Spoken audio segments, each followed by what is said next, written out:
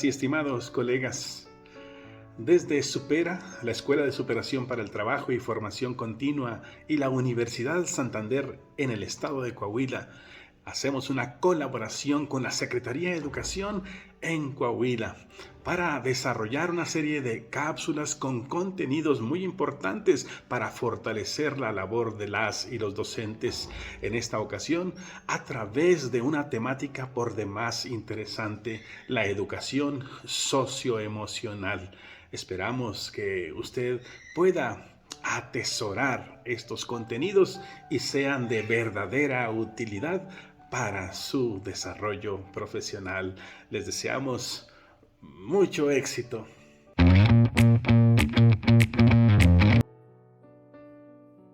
¿Qué tal, maestras, maestros? De nuevo, continuamos con esta charla con el doctor Adán Tovar Yáñez, en el que abordamos el tema de cómo desarrollar los maestros, ¿verdad? La empatía, ¿verdad?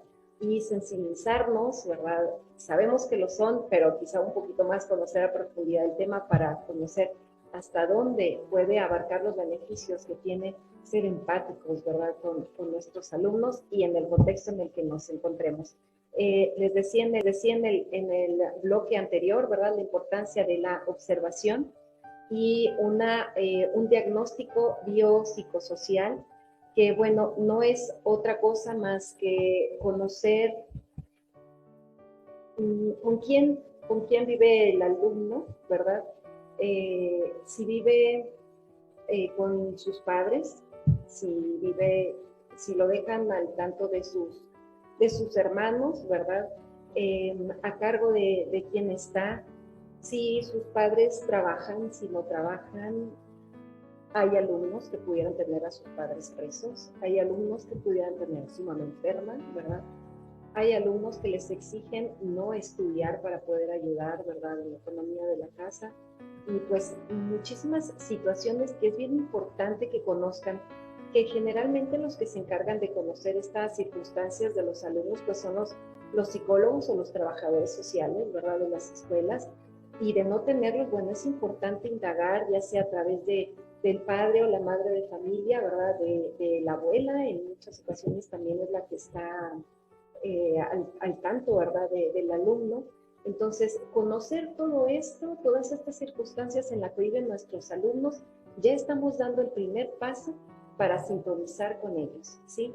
Y de ahí se deriva algo bien importante, creo yo, doctor Adán, la toma de decisiones, ¿sí? ¿A qué me refiero? A que, pues bueno, no va a ser, aunque quisiéramos hacerlo, ¿verdad?, la misma sanción aplicada a lo mejor nos va a convertir en maestros más comprensivos, más compasivos y por el contrario nos vamos a inclinar más por darle ese cobijo institucional, ¿verdad? Lo subrayo, institucional, ¿verdad? Porque tampoco podemos hacer demasiada amistad, ¿verdad?, con los alumnos, pero sí detectar alguna situación en la que pudiera encontrarse en riesgo y bueno, luego continuar con la denuncia pertinente, ¿verdad? Eso es muy importante. No quedarnos con el conocimiento, pero sí denunciar, atender, denunciar, ¿verdad? Y bueno, a la instancia correspondiente. Y pues bueno, es otra manera de ir eliminando barreras de aprendizaje para que el alumno tenga la oportunidad de poder aprender esos conocimientos que tanto los maestros se esfuerzan en preparar para ellos. Así es, tan importante es el conocimiento desde lo cognitivo, como hemos dicho, como el aprendizaje también de lo socioemocional y justamente para generar una sana convivencia. Y sí, tenemos estudiantes, hombres, mujeres, que están pasando por procesos verdaderamente difíciles. El conocimiento de ellos es muy valioso. Acercarnos con quienes les conocen para poder identificar lo que sucede en el contexto, que viven en sus casas, en sus hogares, en sus barrios, qué les gusta, qué les disgusta, como decíamos, y en qué riesgos se encuentran también. ¿Qué es lo que ocupa sus mentes de manera cotidiana? cuáles son sus aspiraciones, sus anhelos y sus deseos, cuáles son los verdaderos sueños que ellos tienen.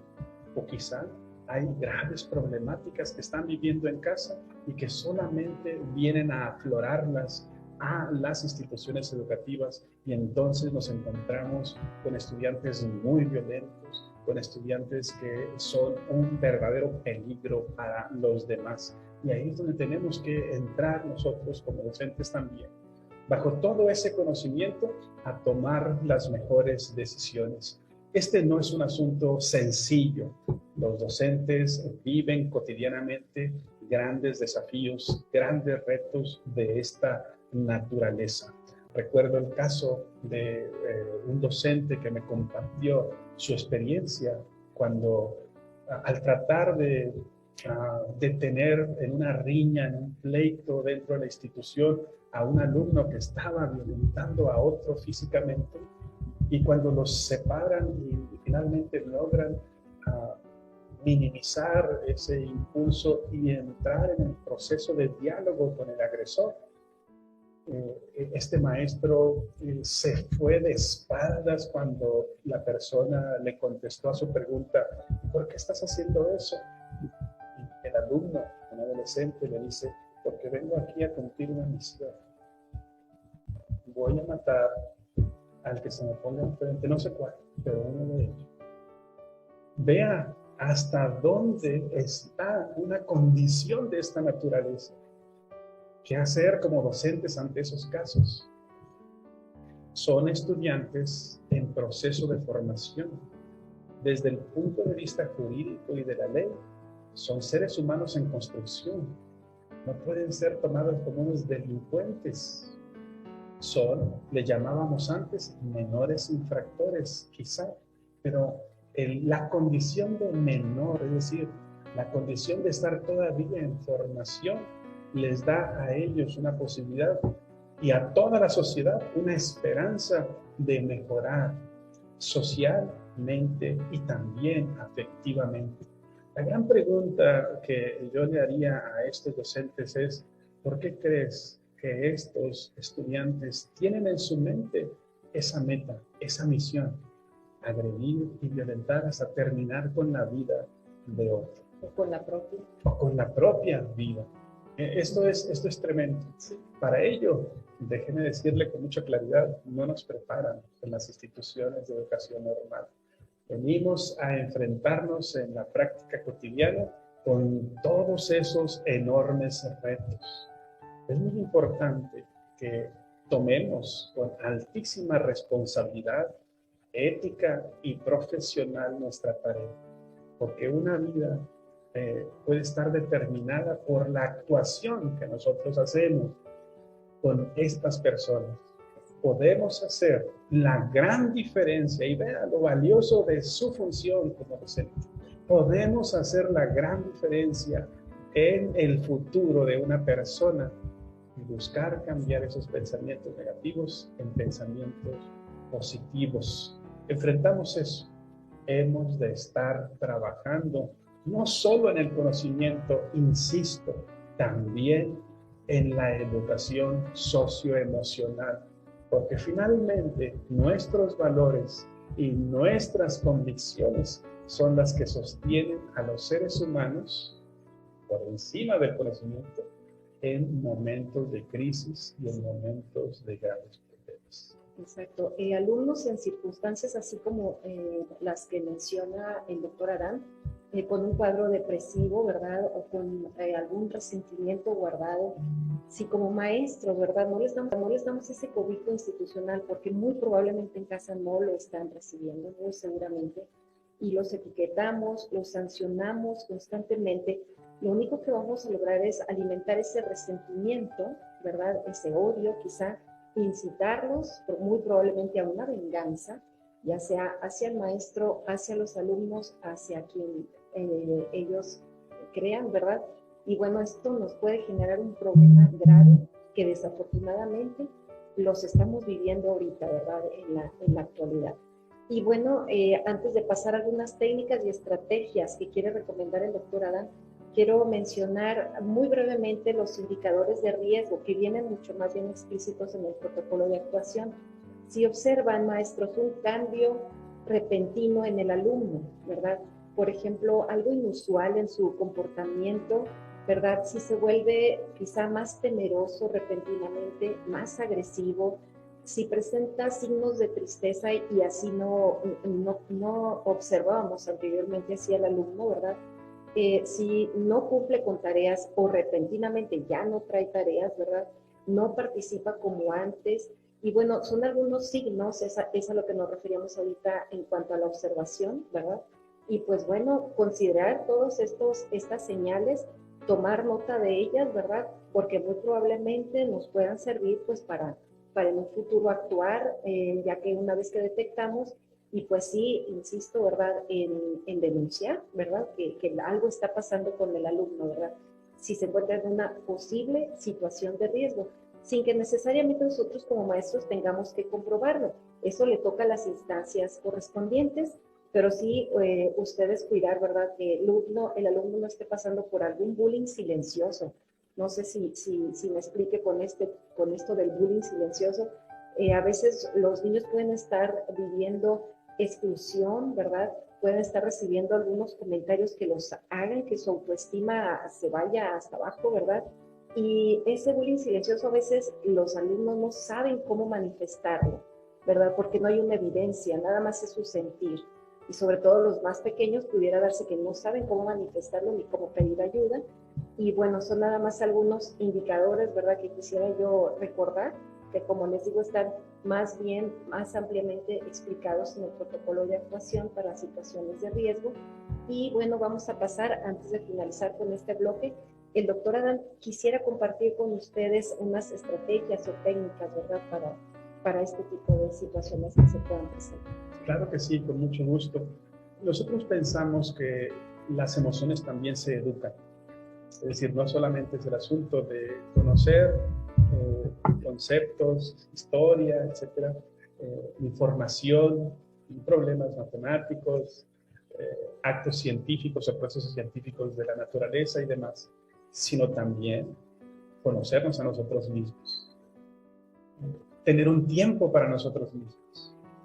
Y a mí me gustaría preguntarle a usted que está en las aulas, ¿cuánto espacio de tiempo dedica en su planeación para que los estudiantes se conozcan a sí mismos, alimenten su educación emocional y logren, por ejemplo, la mayor concentración para observarse a sí mismos?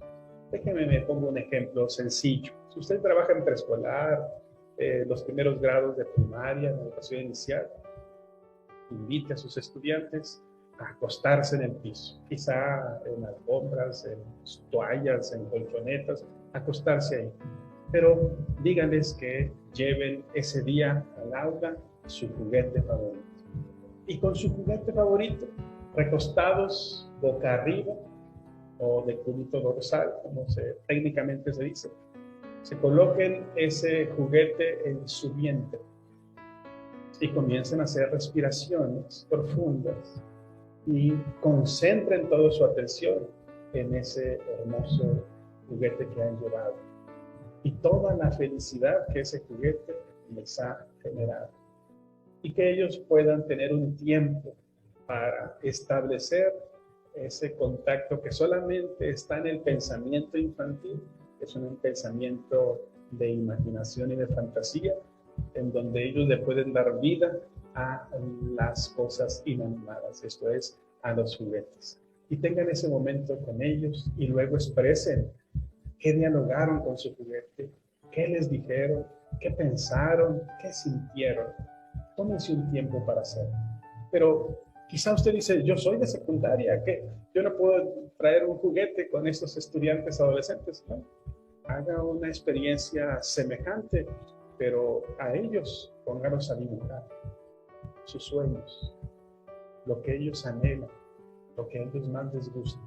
Y deje también un espacio donde ellos se concentren en sí mismos, piensen en ese sueño, por qué les gustaría lograr esa meta y qué cosas necesitan hacer, es decir, qué cosas necesitan trabajar para poder lograrlo y luego que lo logran. Esto va a favorecer en dos medidas. Primero, en la atención. No hay aprendizaje sin atención. Tenemos que aprender a atender las cosas para luego aprender, ¿sí? Y luego vamos a tener un desarrollo socioemocional muy importante. Pero también quiero invitarle a que usted use la técnica, la estrategia del semáforo. Vean, en evaluación pedagógica y sobre todo formativa, cuando hablamos de la autoevaluación, utilizamos el semáforo como estrategia, en donde el color rojo, cuando hacemos una autoevaluación decimos no manejo todavía la información, no lo he aprendido. En el color ámbar o amarillo ya lo estoy entendiendo, pero no lo sé explicar. Y en el verde es cuando se autoevalúa el estudiante y dice, ya lo entiendo, lo he logrado, ya comprendí esta fórmula y se la puedo explicar a alguien más. Eso es en evaluación en términos pedagógicos y cognitivos. Traslade esto al ámbito emocional. Trabaje el mismo semáforo, pero ahora en lo socioemocional, el rojo significa detente. Ante una situación de conflicto, vamos a suponer que tienes enojo, ira, coraje contra alguien. Tuviste una grave discusión, quizá con tu compañera, con tu novia, o quien consideras tu novia, o con tu maestra o maestro. El rojo significa detente. No actúes, piensa las cosas. Deja que pase esa emoción tan negativa de la ira y del enojo. En el color ámbar o amarillo, detenemos un poco de tiempo para pensar en las consecuencias, si hago esto o si hago esto otro. Y me detengo. ¿Qué sucedería si ante esta molestia, discusión y enojo que tengo, hago esto o aquello? A, B, C o D. Y me detengo. Y pienso en las consecuencias. Y en verde es el momento de actuar. Tomo la mejor decisión. Si pasamos por ese proceso de ese semáforo que es tan sencillo y se los colocamos ahí a la vista en el aula en grande y estamos reiterando cada día, cuando tengas un conflicto, cuando te pelees con alguien, cuando estés en lucha con otra persona, utiliza el semáforo. Si hay ira contra otra persona, o contigo mismo, con tus papás o contra tus papás, piensa en el rojo, piensa en el ámbar, piensa en el verde. Son estrategias que permiten a la persona trabajar y educar sus emociones para establecer decisiones a favor de ellos mismos y de los demás. Así es. Bueno, pues es momento de finalizar esta charla con el doctor Adán Tovar Yáñez, a quien agradecemos muchísimo que haya aceptado la invitación para venir a compartir este tema con todos nuestros maestros y maestras de la Subsecretaría de Educación Básica de todo el estado de Coahuila, de Zaragoza. Gracias, doctor Adán. Gracias, maestras, por sintonizar esta liga, ¿verdad?, para transmitir este programa que en esta ocasión estuvimos abordando, ¿verdad?, cómo desarrollar esa empatía y sensibilidad, ¿verdad?, hacia los demás y por supuesto hacia nuestros alumnos, todos los beneficios que nos puede traer, principalmente nosotros, ¿verdad?, cuidar de nuestras emociones y nos puede generar un clima mucho más afectivo y más cálido en el aula, ¿verdad? Los contenidos, los temas que preparamos para nuestros alumnos podrán más fácilmente ellos pues aprenderlos, ¿verdad? Y bueno, esta es una herramienta más que esperamos que sea de mucho beneficio para ustedes. Por parte del secretario de Educación, el licenciado Francisco Saracho Navarro, agradecemos su atención, esperamos que sea de mucha utilidad esta producción.